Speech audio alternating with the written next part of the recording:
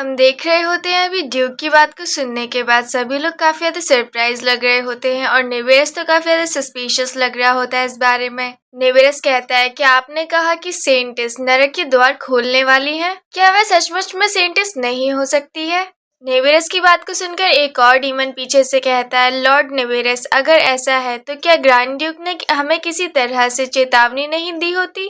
उसकी बात को सुनने के बाद नेवेरस कहता है, हाँ ठीक है, लेकिन और उसके आगे वो कुछ और कह पाता तब वो डीमन कहता है, यह सच है, यदि अंतर्दृष्टि के डीमन इसे इस तरह देखते हैं तो यह अवश्य ही सही होगा।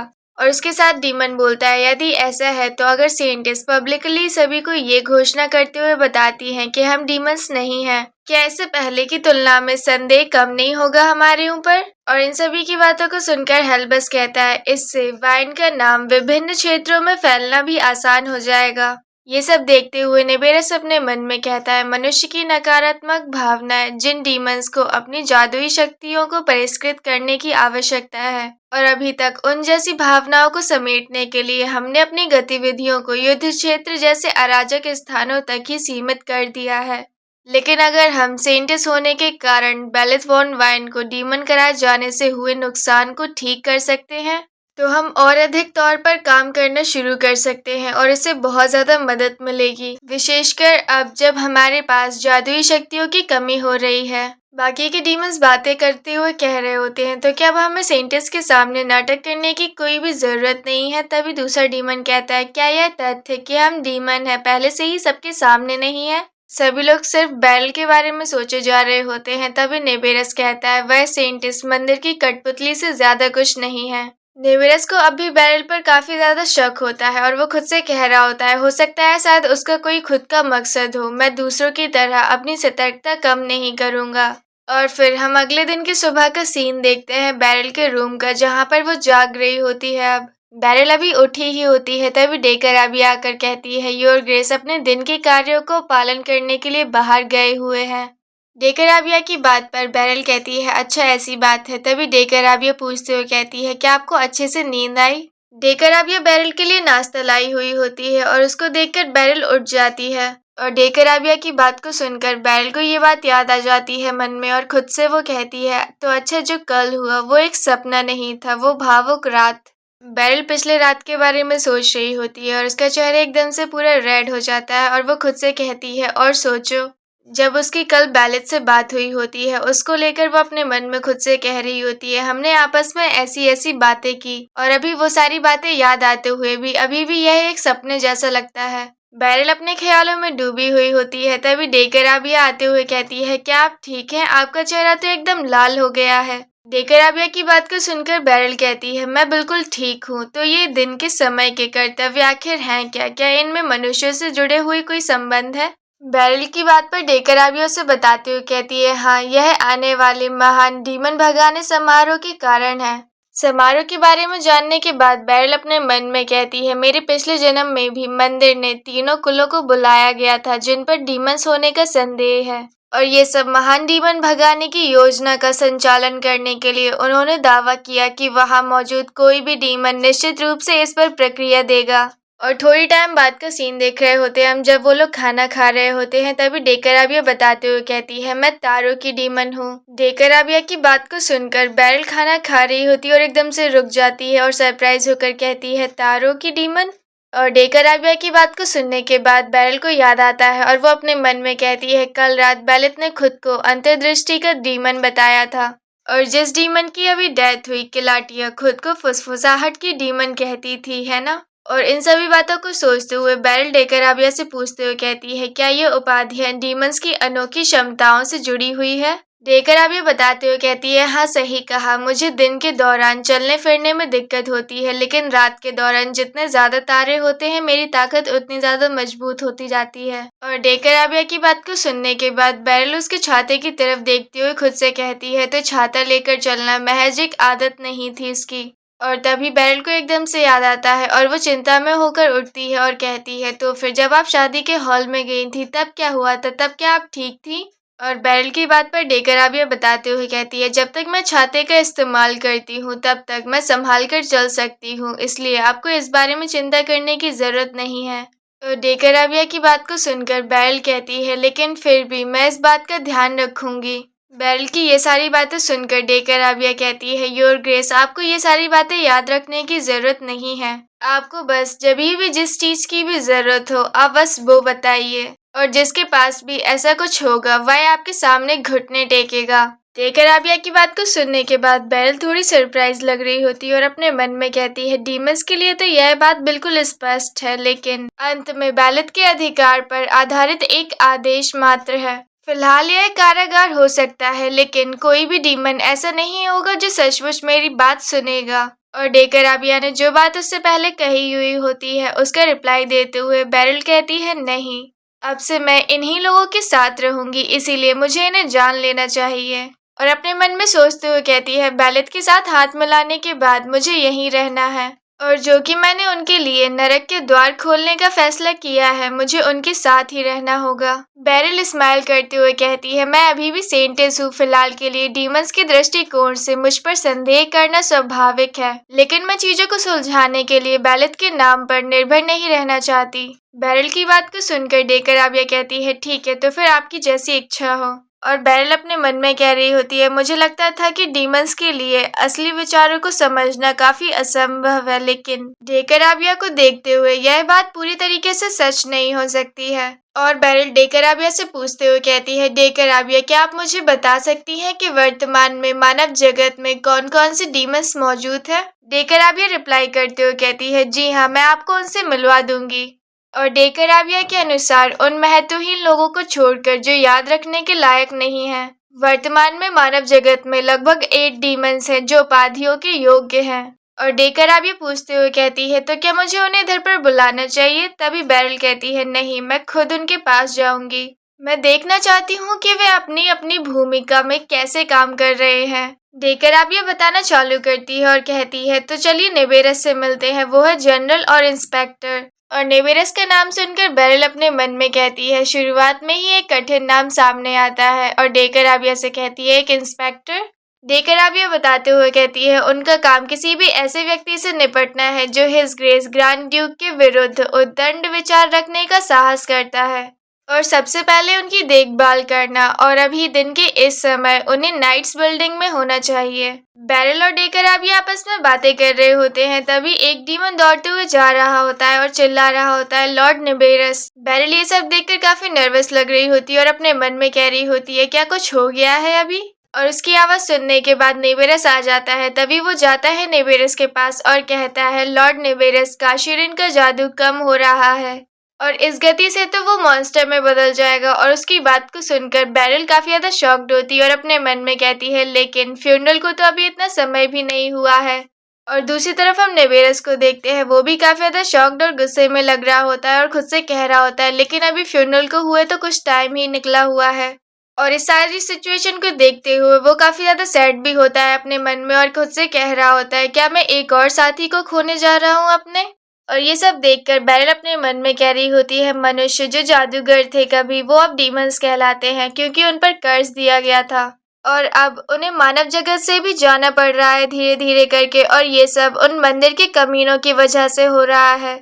और नेबेरस काफी ज्यादा गुस्से में लग रहा होता है, और वो जैसे बैरल की तरफ देखता है उसे और भी ज्यादा गुस्सा आने लगता है, और ये सब बैरल नोटिस कर रही होती है और खुद से कहती है, अच्छा ऐसी बात है, अब मुझे ये समझ आ रहा है। और नर्वस होकर नेबेरस की तरफ देखते हुए और ये सब सिचुएशन को समझते हुए खुद से कहती है, नेबेरस मुझसे नफरत नहीं करता है, लेकिन जब वो मुझे देखता है तो उसे उन पुजारियों से नफरत हो जाती है जो उसे उसकी याद दिलाते हैं। और ये सब कुछ देखते हुए बैरल कहती है, डेकराबिया। तभी डेकराबिया रिप्लाई करते हुए कहती है, हाँ। बैरल कहती है उससे, अगर ये काशिरिन की बात हो रही है तो क्या वह सबसे छोटा डीमन नहीं है? और बैरल की बात का रिप्लाई करते हुए डेकराबिया कहती है, हाँ, आपने बिल्कुल सही कहा। और अभी बैरल अपने मन में सोचते हुए कह रही होती है, डेकराबिया के अनुसार डीमंस का ट्रांसफॉर्मेशन यह सबसे पहले कमजोर शक्ति वाले बूढ़े डीमंस के बीच होता है। डेकराबिया बताते हुए कहती है, काशिरिन में जादुई शक्ति की कमी मेरी उम्मीद से कहीं अधिक है। नेबेरस रिप्लाई करते हुए कहता है, हाँ, सही कहा। और बैरल भी उधर पर खड़ी हुई होती है, उससे बताते हुए कहता है, आप जानती हैं ऐसा क्यों है? मंदिर की निगरानी से बचते हुए जादुई शक्ति प्राप्त करना काफी ज्यादा मुश्किल हो गया है, तो सेंटेस, आखिरकार आप नाइट्स के ऑर्डर में कर क्या रही हैं इधर पर? और नेबेरस की बात पर ध्यान देकर बेरिल अपने मन में कहती है, जादुई शक्तियाँ प्राप्त करना काफी मुश्किल हो गया है। और नेबेरस की बात को सुनते हुए डेकर अबियो से पूछते हुए कहती है, हमें जादुई शक्ति नहीं मिल सकती। तभी बेरिल को अपनी पिछली लाइफ की कुछ मेमोरीज याद आती हैं। तभी कोई कह रहा होता है, खजाना, वह खजाना जरूर छिपा हुआ होगा। और वो कह रहा होता है, इसके बिना उन लोगों से संपर्क करने की कोई जादुई शक्ति नहीं है। और अभी हम प्रेजेंट का सीन देख रहे होते हैं जब बेरिल नेबेरस से कहती है, तो अगर हमें जादुई शक्ति मिल जाए तो। नेबेरस काफी ज्यादा सैड लग रहा होता है और बेरिल की बात को सुनकर उसकी तरफ ध्यान देता है। बेरिल कह रही होती है, अगर हमें आसानी से जादुई शक्ति मिल सकती है तो क्या हम डीमंस के राक्षसी रूप प्रवर्तन को रोक सकते हैं। बेरिल की बात को सुनकर नेबेरस कहता है, आखिरकार अब ये क्या बकवास है। तभी बीच में डेकर अबियो बोलती है, हाँ आखिरकार जादू ही डीमंस के जीने का स्रोत है। और उन लोगों की बात को सुनने के बाद बेरिल स्माइल करती हुई कहती है, अगर ऐसी बात है तो इसका जरूर ही कोई रास्ता हो सकता है। और वो दोनों उसकी बात को सुनकर काफी ज्यादा सरप्राइज लग रहे होते हैं। और अभी हम ये बेरिल की मेमोरीज देख रहे होते हैं जब वो बता रही होती है, मेरी दूसरी लाइफ में एक दिन डची के सामने आम नागरिकों में से ड्यूक यूबर से अपील की किसी ने। वो काफी परेशान और रोते हुए उससे कह रहा होता है, अजीबो गरीब चीजें घट रही हैं, लोग मर रहे हैं। और उसकी बात को ध्यान से सुनने के बाद लेकिन ड्यूक यूबर ने और उन्होंने आम लोगों की गुहार को अनसुना कर दिया। और उसके बाद एक दिन उसके अधीन एक प्रत्यक्ष योद्धा जो यूबर के लिए अन्य आदेश का पालन कर रहा था, वह अजीबोगरीब घटना में फंस गया और उसकी मौत हो गई। और ये सब कुछ देखने के बाद तब यूबर ने हरकत में आने की शुरुआत की और उसे वो खजाना आखिरकार मिल ही गया, संयोगवश अपनी ही जमीन पर। यह घटना संभवतः प्रतीक्षा अवधि समाप्त होने के काफी समय बाद घटी थी, लेकिन अब जो कि इस जीवन में प्रतीक्षा अवधि अपेक्षा से कहीं अधिक तेजी से शुरू हो गई है। इसीलिए ड्यूक यूबर को संभवतः इस खजाने के अस्तित्व की जानकारी नहीं है। प्रतीक्षा अवधि में तीनों नोबल फैमिली की उपस्थिति शामिल होती है और इसका मतलब यह है कि प्रतीक्षा अवधि के दौरान ड्यूक अपनी जगह को छोड़कर चले जाते हैं। और इसी समय के दौरान मुझे यूबर के इलाके में छिपे खजाने को ढूंढना है, लेकिन जो कि बेलिथ भी प्रतीक्षा अवधि के दौरान इधर से चला गया है। इसका मतलब यह है कि मुझे ही वाइन परिवार की सेना को अकेले ही इधर से लीड करना होगा। नेबेरस बेरिल की तरफ देख रहा होता है कि आखिरकार वो सोच क्या रही है और बेरिल उसको देखकर सोच रही होती है, लेकिन क्या मैं अपनी ताकत से नेबेरस को मना सकती हूँ। और खुद में कॉन्फिडेंस लाते हुए वो कहती है, मेरा मतलब क्या है, क्या मैं कर सकती हूँ। तभी बेरिल बुलाती है नेबेरस और नेबेरस रिप्लाई करते हुए कहता है, अब क्या है। बेरिल खुद को मनाते हुए कहती है, हाँ मैं ये कर सकती हूँ। और नेबेरस से कहती है, एक अभियान से संबंधित एक मुद्दा है जिस पर हमें चर्चा करने की आवश्यकता है। और जैसे ही डेकर अबियो और नेबेरस बेरिल की बात को सुनते हैं, वो तो काफी ज्यादा शॉक्ड रह जाते हैं, आखिरकार वो कहना क्या चाहती है। तभी डेकर अबियो बेरिल से पूछते हुए कहती है, भले ही हिज हाइनेस की उपस्थिति मौजूद नहीं है इधर पर। बेरिल रिप्लाई करते हुए कहती है, हाँ, और मेरा उसके खिलाफ विद्रोह करने का कोई इरादा नहीं है। और नेबेरस उन दोनों की बातों को सुनकर पीछे से कहता है, हाँ जरूर। और बेरिल की बात पर हंसते हुए कहता है, वैसे भी मैं ऐसे किसी आदेश को पालन नहीं करूंगा। नेबेरस की बात को सुनकर डेकर अबियो उसकी तरफ घूरते हुए देख रही होती है और अपने मन में कह रही होती है, अरे नेबेरस, अब तुम्हें रुक जाना चाहिए। और इससे पहले डेकर अबियो नेबेरस को रोकने के लिए कुछ कहती, तभी बेरिल आगे बढ़ते हुए कहती है, मुझे पता है कि तुम मुझ पर भरोसा नहीं करते। मुझे यह भी पता है कि तुम मेरे आदेशों का पालन नहीं करोगे। आखिरकार इस भूमि पर तुम डीमंस के नियमों से बंधे हो। तभी नेबेरस उसकी बात पर हंसते हुए कहता है, और हमारे नियमों के अनुसार आपको मुझ पर आदेश देने का कोई अधिकार नहीं है। तभी बेरिल नेबेरस से कहती है, क्या तुम अच्छी तरीके से ये जानते हो कि डीमंस की दुनिया में कई चीजें शक्ति द्वारा तय की जाती हैं। इसीलिए मेरे पास तुम्हारे लिए एक प्रस्ताव है नेबेरस। तभी नेबेरस कहता है, क्या आप हाथ की कुश्ती पर मुकाबला करने का सुझाव दे रही है। बेरिल कहती है, नहीं, मैंने सुना है कि डीमन सट्टेबाजी और जुआ खेलने का आनंद लेते हैं, तो हम इसी बात पर शर्त लगाते हैं। बेरिल की बात पर नेबेरस हंसते हुए कहता है, अगर आप हार जाती हैं तो आप क्या दांव पर लगाएंगी। बेरिल कहती है, मैं यह सुनिश्चित करूंगी कि बेलिथ को इससे कोई समस्या नहीं होगी, भले ही डीमंस मेरे आदेशों का पालन न करें। लेकिन अगर ये शर्त मैं जीतती हूँ तो तुम्हें मेरे आदेशों का पालन करने में किसी भी प्रकार की झिझक को त्यागना होगा। तो बताओ, सुनने में कैसा लगता है ये नेबेरस। और नेबेरस बेरिल की बात को सुनकर काफी सरप्राइज लग रहा होता है। बेरिल नेवेरा से कह रही होती है और मैं यह भी अच्छी तरीके से जानती हूँ कि डीमंस अपनी हियरार्की का निर्धारण केवल शक्ति के आधार पर नहीं करते हैं। जैसे बेलिथ के बाद दूसरा हाई रैंकिंग का डीमन रेनोव है ना? लेकिन फिर भी नाइट्स का नेतृत्व तो तुम ही कर रहे हो नेबेरस। तो इसका मतलब यह है कि हियरार्की केवल ताकत से नहीं निर्धारित होती है ना? बेरिल की बात पर डेकराबिया कहती है, हाँ आपने बिल्कुल सही कहा, जैसे कि असाधारण राजनीति या महत्वपूर्ण उपलब्धियों से भी हाई रैंकिंग हो सकती है। और डेकराबिया की बात को सुनने के बाद बेरिल स्माइल करते हुए कहती है, इसीलिए डीमन आर्चड्यूक बेलिथ के रक्त की उपाधि के साथ साथ इसीलिए मैंने ये प्लान किया है कि इस शर्त के जरिए मेरी रैंक सुरक्षित हो जाएगी। और बेरिल की इस बात को सुनकर डेकराबिया और नेबेरस दोनों ही काफी ज्यादा सरप्राइज लग रहे होते हैं कि आखिरकार वो प्लान क्या कर रही है। बेरिल की बातों को सुनने के बाद नेबेरस कहता है, अगर किसी ने यह बात सुन ली तो उसे लगेगा कि आप शर्त पहले ही जीत चुकी हैं। और बेरिल से सीधे पॉइंट पर आते हुए कहता है, तो आखिरकार शर्त किस बारे में है ये? और नेबेरस को ये बात पूछते हुए बेरिल हंसते हुए कहती है, आखिरकार तुम भी इसके बारे में उत्सुक हो। और बेरिल की बात को सुनकर चिढ़ते हुए वो कहता है, बिल्कुल सही, सीधे आप मुद्दे पर आइए आप। तभी बेरिल कहती है, लेकिन मुझे एक चिंता है। और उसकी बात को सुनते हुए नेबेरस पूछते हुए कहता है, क्या? अब ये क्या है? बेरिल कहती है, शर्त तभी आगे बढ़ सकती है अगर नेबेरस मेरे आदेशों का ईमानदारी से पालन करता है। मुझे चिंता है कि क्या नेबेरस स्वेच्छा से पालन करेगा? बेरिल की बात को सुनकर नेबेरस को गुस्सा आ रहा होता है और वो कहता है, आपको क्या लगता है कि हम डीमन शर्त को हल्के में लेते हैं? कम से कम डीमंस दाव को पूरी ईमानदारी से लेते हैं। तो चलो शुरू करते हैं, शर्त क्या है आखिरकार आपकी? और नेबेरस की बात को सुनकर बेरिल हंसते हुए कहती है, ठीक है, मैं तुम पर भरोसा करूंगी। और बेरिल की तरफ स्माइल करते हुए कहता है, क्या आप पूरी तरीके से कॉन्फिडेंट है इस बारे में?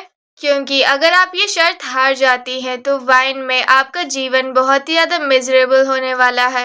नेबेरस की बात पर बेरिल कहती है, मुझे नहीं लगता है कि मैं हारूंगी और मैं और कुछ भी खोना नहीं चाहती। मेरे पास जो कुछ भी बचा हुआ है वह सब। वो दोनों ही बेरिल की बात को सुन रहे होते हैं लेकिन उन्हें कुछ समझ नहीं आ रहा होता है आखिरकार वो कहना क्या चाह रही है। और इस सिचुएशन को देखते हुए वो खुद हंसते हुए अपने आप से कह रही होती है, क्या यह मेरी भी डिजायर है? और बेलिथ के बारे में याद करते हुए कह रही होती है, मुझे आश्चर्य है कि बेलिथ को इसके बारे में पता चलेगा तब वो क्या सोचेंगे। और तभी बेरिल नेबेरस से कहती है, तो फिर यह रहा मेरा आदेश। और नेबेरस को आदेश देते हुए कहती है, यूबर क्षेत्र में जाइए और उधर पर डीमन स्पिरिट ज्वेल को पुनः प्राप्त करें। और जैसे ही बेरिल अपना ऑर्डर देती है, नेबेरस, डेकराबिया और उधर पर जितने भी डीमंस होते हैं काफी ज्यादा सरप्राइज होते हैं इस बात को सुनकर। वो काफी नर्वस लग रहे होते हैं इस बात को सुनकर और कहते हैं, क्या आपने अभी अभी क्या कहा? वो लोग आपस में बातें करते हुए कह रहे होते हैं, क्या यह डीमन स्पिरिट ज्वेल है? और दूसरा कहता है, अगर यह डीमन स्पिरिट ज्वेल है तो ये तो वही कलाकृति है जो बहुत पहले ही गायब हो गई थी जब डीमन आर्चड्यूक कलेक जीवित थे। तभी नेबेरस कहता है, यह तो ऐसी चीज है जिसे खोजने के बावजूद भी कोई नहीं ढूंढ पाया है और अब आप कह रही हैं कि मुझे इसे ढूंढना होगा एक मंदिर में, वो भी। तभी बेरिल रिप्लाई करते हुए कहती है, हाँ बिल्कुल सही कहा, डीमन स्पिरिट ज्वेल एक ऐसी कलाकृति है जिससे जादुई शक्ति निकलती है ना? और अगर हमारे पास यह है तो यह जादुई कमी को कम करने में मदद कर सकता है। बेरिल की बात को सुनकर नेबेरस कहता है, वास्तव में अगर यह सच है तो। और नेबेरस की बात पर बेरिल कहती है, तो जल्दी करो और इसकी पुष्टि करो नेबेरस। और नेबेरस जैसे ही बेरिल के ऑर्डर को सुनता है एकदम से शांत हो जाता है। वो उसके ऑर्डर को मना भी नहीं कर सकता है और काफी नर्वस होकर अपने मन में कह रहा होता है, ये औरत भी। और कहता है, हाँ ठीक है, मैं समझ गया। और अपने मन में कह रहा होता है, मैं तो सिर्फ शर्त जीतने या हारने के बारे में सोच रहा था। देखते हैं कि क्या यह सेंटिस सचमुच में डीमंस की उद्धारकर्ता बन पाती है। यह समय की बर्बादी होगी या नहीं, यह तो मुझे खुद ही पता चल जाएगा। और सभी डीमंस को ऑर्डर देते हुए कहता है, तो चलो यूबर क्षेत्र के लिए हम प्रस्थान करने की तैयारियां करते हैं। और नेबेरस की बात को सुनकर बेरिल नर्वस होकर कहती है, रुको, यह कोई अभियान नहीं, एक घुसपैठ है। यूबर से सीधे टकराव करने की कोई जरूरत नहीं है। सभी डीमंस तैयारियां करने जा ही रहे होते हैं और बेरिल की बात को सुनकर सभी एकदम से शांत हो जाते हैं। नेबेरस को गुस्सा आ रहा होता है मन ही मन में कि उसको बेरिल के ऑर्डर फॉलो करने पड़ रहे होते हैं, लेकिन वो सभी को ऑर्डर देते हुए कहता है, तो चलो गुप्त अभियान के लिए तैयार हो जाओ, जल्दी के जल्दी सभी। सभी नेबेरस के ऑर्डर को मानते हुए कहते हैं, यस सर। और ये सब कुछ देखते हुए बेरिल मन ही मन में काफी ज्यादा चिंता में होती है और खुद से कह रही होती है क्या यह सब कुछ ठीक रहेगा। और तभी अगला सीन में दिखाया जाता है ओरोबास डची का, जहाँ पर ड्यूक ओरोबास कह रहे होते हैं मुझे भली भांति पता है कि पुजारी मेरे द्वारा चढ़ाए गए सारे पैसे ले लेते हैं। और अब मंदिर ने वार्निंग के रूप में एक लेटर भेजा हुआ होता है, कृपया यथाशीघ्र इस बात का प्रमाण प्रस्तुत करें कि ओरोबास एक डीमन नहीं है। ड्यूक को इस बात से काफी ज्यादा गुस्सा आ रहा होता है और वो कह रहे होते हैं क्या मैंने हाल ही में जो सोना देने की पेशकश की थी क्या वह पर्याप्त नहीं थी। यह मंदिर अचानक इतना परेशानी भरा क्यों हो गया है, वे कुछ समय पहले तक इतने शांत थे और अब क्यों। तभी ड्यूक ओरोबास के अटेंडेंट बताते हुए कहते हैं सर जब मैंने हाल ही के मामलों की जांच करी तो मुझे पता चला कि ओरोबास मंदिर के प्रमुख पुजारी बदल गए हैं। और उसकी बात को सुनने के बाद ड्यूक ओरोबास काफी गुस्से में कहते हैं हाँ बिल्कुल ऐसा ही लगता है। और इस बारे में सोचते हुए कहते हैं ये उनका एक नया प्रस्ताव मांगने का तरीका है ना। अगर मुझे लगता है कि डीमन होने का आरोप लगाने से हमें कोई नुकसान नहीं होगा तो मुझे तो यही अच्छा लगता कि हम पर आरोप लगाया जाए। और ड्यूक की बात को सुनकर अटेंडेंट काफी शॉक्ड होकर कहता है लेकिन योर ग्रेस ये तो कुछ ज्यादा ही है।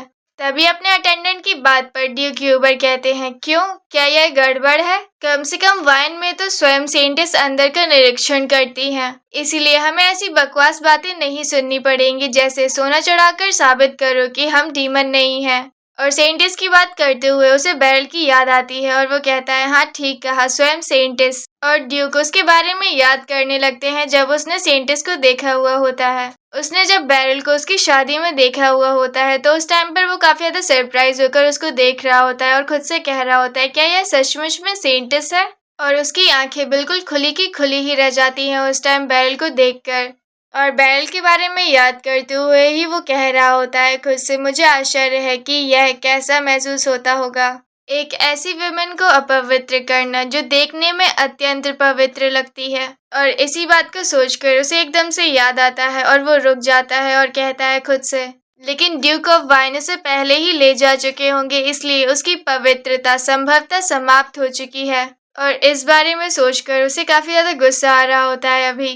तभी उसका अटेंडेंट कहता है योर ग्रेस तो अब हमें मंदिर के प्रति कैसी प्रतिक्रिया देनी होगी। ड्यूक उसकी बात का रिप्लाई करते हुए कहते हैं उचित शिष्टाचार का उपयोग करो और अपने मन में कह रहे होते हैं अब हम क्या ही कर सकते हैं, प्रभारी व्यक्ति बदल गया है।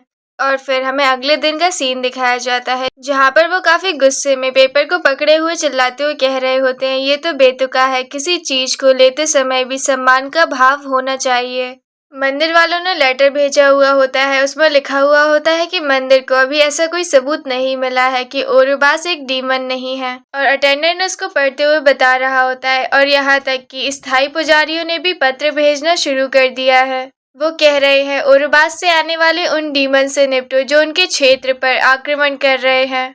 ड्यूक ओरोबास को काफी गुस्सा आ रहा होता है और वो अपने मन में कह रहे होते हैं इस रफ्तार से तो देखते ही देखते पूरा महाद्वीप हमें मूर्ख करार कर देगा। और आगे बढ़ते हुए कहते हैं अभी भूमिगत अभी लेखागार की ओर चले, उन्हें इस बात का सबूत चाहिए है ना। और मैं ये बात को खुशी खुशी प्रूव कर दूंगा कि मैं एक डीमन नहीं हूँ। मुझे हमेशा से ही आश्चर्य होता था कि हमारे पूर्वज देवताओं में विश्वास क्यों करते थे और अब पता चलता है कि वो कितने ज्यादा कार्यगार थे। अगर मैं खुद स्वयं पवित्र जल पीऊं तो इसे यह साबित हो जाएगा कि कोई समस्या ही नहीं रहेगी। और वो अपने बेसमेंट में जाकर उस पवित्र जल को निकालते हुए कहता है आजकल तो इसे मंदिर में भी प्राप्त करना मुश्किल हो गया है, लेकिन हमारे परिवार के दृष्टिकोण में पवित्र जल बनाने की विधि निहित है।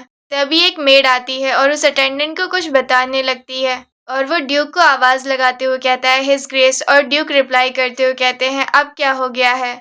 अटेंडेंट ड्यूक को बताते हुए कहता है मंदिर ने समर्पण समारोह की स्थिति आगे बढ़ा दी है। और उसकी बात को सुनने के बाद ड्यूक को बहुत ज्यादा गुस्सा आ रहा होता है और वो कहते हैं ये दुष्ट पुजारी।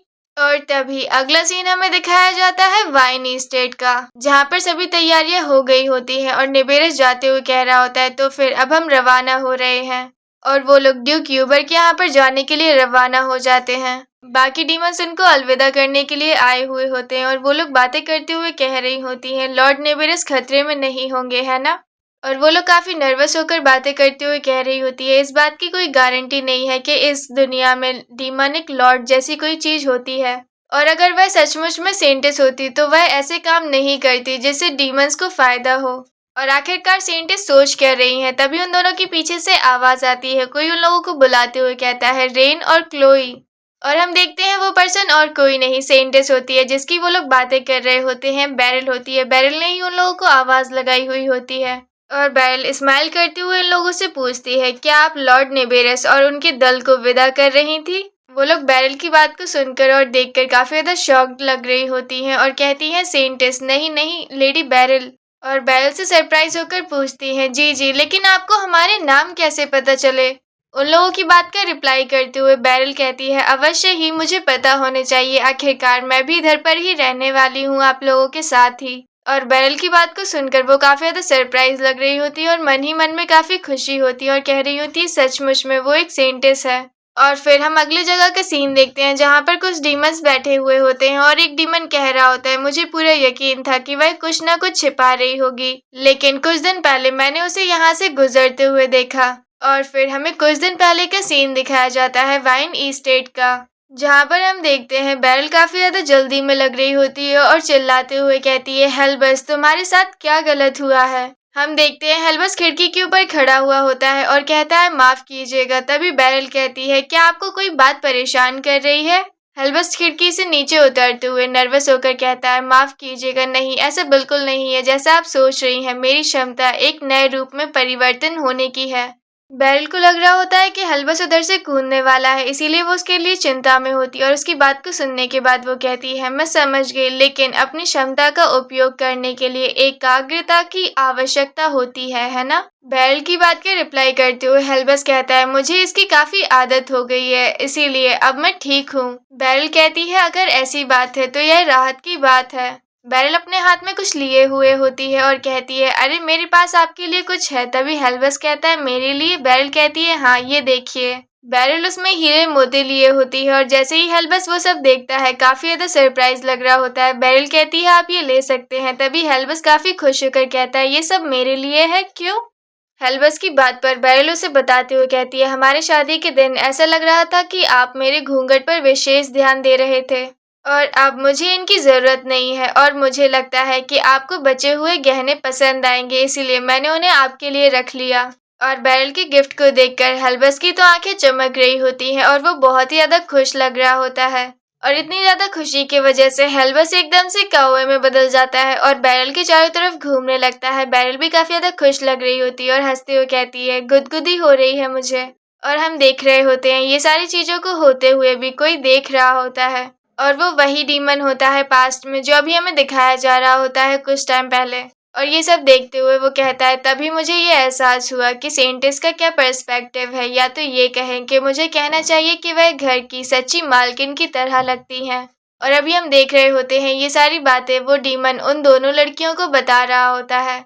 और उसकी बात को सुनने के बाद रेन और क्लोई काफी सरप्राइज होकर बातें करते हुए कह रही होती है, अब मैं इसके बारे में सोचती हूँ। वो उन दोनों लोगों के बारे में सोच रही होती हैं और कहती हैं, अब इसके बारे में सोचते हैं तो लॉर्ड नेबेरस और लॉर्ड डेकराबिया हमेशा ही उन लोगों को सख्त तरीके से बुलाती हैं उनके नाम। और बैरल से अपना नाम सुनने की बात उन्हें याद आती है, तभी काफी ब्लश करते हुए कह रही होती हैं, अपना नाम पुकारे जाने की आवाज सुनना दरअसल यह काफी अच्छा लगता है।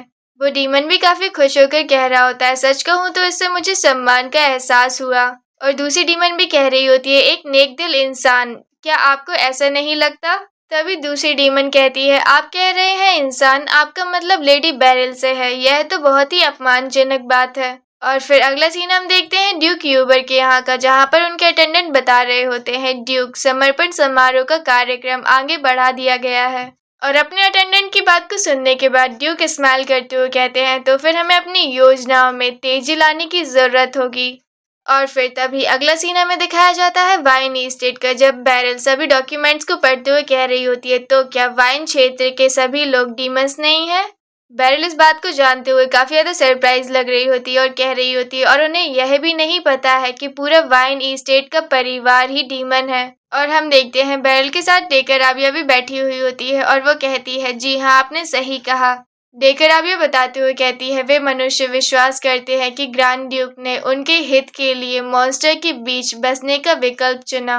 डेकराबिया की बात को सुनकर बेरिल नर्वस लग रही होती है और चाय पीते हुए वह अपने मन में कह रही होती है, अगर मैं उनकी जगह होती तो मैं भी यही सोचती। और ड्यूक के बारे में सोचते हुए कहती है, सिर्फ यही तथ्य कि ग्रैंड ड्यूक उन्हें राक्षसों से बचाते हैं, इससे जनता वाकई ड्यूक के प्रति उच्च सम्मान का भाव रखेगी। और इधर के सभी इंसान ड्यूक के बारे में काफी रिस्पेक्ट करते हैं और कुछ सीन दिखाए जाते हैं जब वो लोग चिल्लाते हुए कह रहे होते हैं, ग्रैंड ड्यूक आज सुरक्षित लौट आए हैं। तो दूसरा कह रहा होता है, मैं भी एक शूरवीर बनना चाहता हूँ। और इसके अलावा काफी सारी चीजें हैं कुछ नोबल परिवार के विपरीत जो बिना किसी कारण के आम लोगों को प्रताड़ित करते हैं। और यहाँ तक कि वाइन परिवार के शूरवीर भी दूरी बनाए रखते हैं आम लोगों से। और आम लोगों के लिए वाइन परिवार नोबल का आदर्श उदाहरण प्रतीत होता है। और डेकराबिया कहती है, वैसे भी आम लोगों से संपर्क करने से जोखिम की संभावना ही बढ़ेगी। उसकी बात पर बेरिल अपने मन में सोचते हुए कहती है, तो इंसान होने का दिखावा करना मुश्किल है ना? तभी बेरिल कहती है, लेकिन फिर भी क्या उस क्षेत्र में कुछ लोग नहीं होंगे? वे लोग असहज महसूस करते हैं क्योंकि बेलिथ सीधे तौर पर उनकी देखभाल नहीं करता है। बेरिल की बात पर डेकराबिया बताते हुए कहती है, शुरुआत में कुछ लोग चिंतित थे, लेकिन फिर उन्हें समझ में आया और उन्होंने तर्क दिए कि ग्रैंड ड्यूक इस तरह के कामों के लिए बहुत ज्यादा व्यस्त हैं। डेकराबिया की बात को सुनकर बेरिल अपने मन में कह रही होती है, जनता का विश्वास इतनी आसानी से नहीं बदलता है। इस भूमि को लंबे समय से बहिष्कृत किया गया है और जो कि ग्रैंड ड्यूक ने स्वयं इस स्थान का चयन किया था मनुष्यों के लिए, तो यह मुक्ति के समान ही प्रतीत हुआ होगा उन लोगों के लिए जिन्हें मॉन्स्टर्स के कारण समाज में बहिष्कृत कर दिया गया था। बेलिथ को उनके उद्धारकर्ता के रूप में प्रकट होने जैसा होगा। तभी डेकराबिया बताते हुए कहती है, इसीलिए बहुत सारे लोग मानते हैं कि वाइन के पहले ड्यूक ने उनकी रक्षा की थी। मूर्ख इंसान। डेकराबिया की बात को सुनकर बेरिल अपने मन में कह रही होती है, शायद मैं भी यही सोचती। तभी उसे रियलाइज होता है और वो डेकराबिया से पूछते हुए कहती है, लेकिन रुकिए, पहले ड्यूक? क्या आप कह रही हैं कि बेलिथ के पहले भी ड्यूक थे? और बेरिल की बात को क्लियर करते हुए डेकराबिया कहती है, नहीं, बिल्कुल भी नहीं, ड्यूक हमेशा से ही स्वयं बेलिथ ही रहे हैं। और इस बात को सुनते हुए बेरिल काफी सरप्राइज लग रही होती है और अपने मन में कहती है, हालांकि वाइन परिवार काफी पुराना है, इसका क्या मतलब है? तभी डेकराबिया बताते हुए कह रही होती है, वाइन परिवार की स्थापना आज से 400 साल पहले हुई थी और तब से यह भूमि हमेशा से ही ग्रैंड ड्यूक बेलिथ की ही रही है। और डेकराबिया की बात को सुनकर बेरिल तो काफी ज्यादा शॉक्ड होती है और उसको पसीने आ रहे होते हैं। वो अपने मन में कहती है, तुम्हारा मतलब है बेलिथ? इसका मतलब यह हुआ कि वह कम से कम 400 से अधिक उम्र का है। और नर्वस होकर बेरिल आखिरकार उससे पूछ ही लेती है और कहती है, क्या डीमंस की कोई जीवन अवधि सीमित नहीं होती? और जैसे ही वो बेरिल की बात को सुनती है वो रिप्लाई करते हुए कहती है, नहीं, ऐसा नहीं होता है हमारे साथ। बेरिल तो इसको सुनकर काफी ज्यादा शॉक्ड होती है। डेकराबिया उसे बताते हुए कहती है, हालांकि अन्य डीमंस की तुलना में उसने स्प्रिंग ऑफ डिजायर से अपेक्षाकृत देर से पानी पिया था, लेकिन आप चिंता मत कीजिए, लॉर्ड बेलिथ सबसे ज्यादा शक्तिशाली डीमन है। तभी बेरिल पूछते हुए कहती है, ये स्प्रिंग ऑफ डिजायर क्या है? तभी उसकी बात के रिप्लाई करते हुए डेकराबिया कहती है, यह नर्क के द्वार के अंदर स्थित एक झरना है, इसका पानी पीने से आप डीमन बन जाते हैं। और डेकराबिया की बात को सुनने के बाद बेरिल के तो होश ही उड़ जाते हैं। वो अपने मन में कह रही होती है, डीमन में बदल जाते हैं? तभी बेरिल पूछते हुए कहती है, क्या आप कह रही हैं कि बेलिथ मूल रूप से मेरे ही जैसे एक ह्यूमन था? और उसकी बात को क्लियर करते हुए डेकराबिया बताती है, सभी डीमंस ओरिजिनली इंसान ही थे। और फिर तभी अगला सीन हम देखते हैं मंदिर का। हम देखते हैं जहाँ पर पुजारी कह रहे होते हैं ईश्वर के समक्ष शाश्वत भक्ति की शपथ लेते हुए। और हम देखते हैं उधर पर पुजारियों के अलावा बाकी के तीनों ड्यूक भी बैठे हुए होते हैं और उनमें बेलिथ भी होता है और वो पुजारी की तरफ देख रहा होता है और उसकी बातों को ध्यान से सुन रहा होता है। वो देख रहा होता है पुजारियों को अपनी बात कहते हुए और उनको देखते हुए अपने मन में कहता है, एक पुजारी जो प्रार्थना का सही पाठ नहीं कर सकता। और इनमें से सभी अधिकांश पुजारी अपने अपने ख्यालों में डूबे हुए होते हैं और इसको देखकर ड्यूक अपने मन में कह रहे होते हैं, कितनी शर्मनाक बात है। और ड्यूक यूबर भी ये सब देखते हुए काफी गुस्से में लगते हुए अपने मन में कह रहे होते हैं, यह सोचना भी असंभव है कि राज्य तीनों ग्रैंड ड्यूक को एक स्थान पर एकत्रित करेगा। ड्यूक ओरोबास को भी काफी ज्यादा गुस्सा आ रहा होता है और वो कह रहे होते हैं, वो भी हमें इकट्ठा किया है इस घटिया समारोह के लिए। और ड्यूक वाइन भी ये सब देखकर हंसते हुए अपने मन में कह रहे होते हैं और इसे ही वे लोग भक्ति कहते हैं। और पुराने टाइम की याद करते हुए कह रहे होते हैं, अगर वे पुराने पुजारी होते, उस टाइम के हुआ करते थे जैसे, आखिरकार उन पुजारियों में जिनमें अपार दिव्य ऊर्जा हुआ करती थी, और ये पुजारी तो उनके सामने कुछ भी नहीं लगते हैं। और मंदिर की प्रेयर खत्म होने के बाद पुजारी आगे बढ़ते हुए काफी खुशी होकर कहते हैं, अपने परिश्रम के लिए धन्यवाद ईश्वर, आपकी भक्ति को अवश्य पहचानेंगे और इतनी जबरदस्त ईमानदारी प्राप्त करने के लिए आप सभी के सहयोग से ही मैं प्रभु के एक निष्ठावान सेवक के रूप में अपनी सेवा जारी कर पा रहा हूँ। और ये सब देखते हुए ड्यूक अपने मन में कह रहे होते हैं, जैसा कि उम्मीद थी, यह प्रार्थना के बारे में नहीं है बल्कि चढ़ावे के बारे में था। अगर वे इस तरह खुलेआम भौतिक लालच का पीछा करने वाले हैं। और ये बात सोचकर ड्यूक को काफी गुस्सा आ रहा होता है और वो गुस्से में खुद से कह रहे होते हैं, इससे अच्छा तो वे स्प्रिंग ऑफ डिजायर ही पी सकते हैं। और ये सब कुछ देखने के बाद ड्यूक अपनी जगह से उठ जाते हैं और कहते हैं, मैं इधर से जा रहा हूँ अब। और ड्यूक को ऐसे ही जाते हुए देख प्राइस दूर से चिल्लाते हैं, रुक जाइए, आप ऐसा कैसे कर सकते हैं। और ड्यूक बिना सुने ही उधर से चले जाते हैं और अपने मन में कह रहे होते हैं, मैंने लगभग उन सभी को मार ही डाला था। वे कीड़े जैसे जीव मेरा समय बर्बाद करने की हिम्मत की उन्होंने। यह समय की सरासर व्यर्थ बर्बादी थी। ड्यूक को इस बात से काफी गुस्सा आ रहा होता है और अपने मन में सोचते हुए कह रहे होते हैं, मैंने बैरल को कई दिनों से नहीं देखा है ना। ड्यूक ऑर्डर देते हुए कहते हैं, मुझे जल्द ही करनी होगी। तभी नाइट्स कहते हैं, यस सर। ड्यूक बैरल को याद कर रहे होते हैं और कह रहे होते हैं, मुझे उससे तुरंत ही मिलना होगा, मैं आ रहा हूँ बैरल।